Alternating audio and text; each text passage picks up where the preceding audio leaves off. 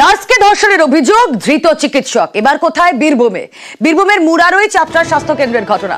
কর্তব্যরত অবস্থায় নার্সকে ধর্ষণের অভিযোগ। রামপুরহাট থানায় অভিযোগ দায়ের নার্সের। কোলাঘাট থেকে চিকিৎসককে গ্রেফতার পুলিশের।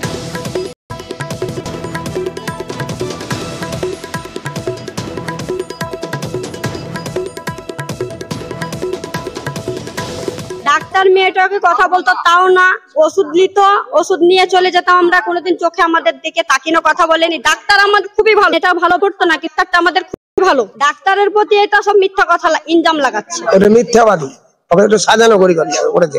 ওই মেয়েটা ভালো নয়, আর স্বামী তো বোধহয় যাই না কাজকে, স্বামীর সঙ্গে মেল নাই। ডাক্তারবাবু খুব ভদ্রবাবু, এটা ওকে সাজানো করে বেজ্জত করা হয়েছে। আমরা আসতাম, ওষুধ নিয়ে গেছি, ডাক্তারবাবুর কাছে ওষুধ খাই। ডাক্তারবাবুর ব্যবহার আমরা খারাপ কাজ করতে পারি। নার্সকে ধর্ষণের অভিযোগে ধৃত চিকিৎসক। রামপুরহাট থানায় অভিযোগ দায়ের নার্সের। বীরভূমের মুরারই চাপড়া নার্সকে ধর্ষণের অভিযোগ ওই চিকিৎসকের বিরুদ্ধে। মুরারই চাপড়া স্বাস্থ্য কেন্দ্রের ঘটনা। রামপুরহাট থানায় অভিযোগ দায়ের করেছেন ওই নার্স।